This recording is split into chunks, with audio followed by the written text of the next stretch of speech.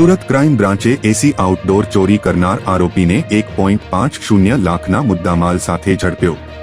આરોપી પાસેથી ચોરાયેલા 10 એસી outdoor unit કબજે કરાયા। ઓનલાઈન ગેમમાં 12 લાખ હાર્યા બાદ ગુજરાન ચલાવવા ચોરી કરતો હતો। સુરત શહેર પોલીસ કમિશનરની સૂચના મુજબ વંશોધાયેલા ગુનાઓ પર અંકુશ લાવવા અને તેને શોધી કાઢવા માટે સુરત શહેર ક્રાઇમ બ્રાન્ચની ટીમે સઘન કાર્યવાહી હાથ ધરી હતી।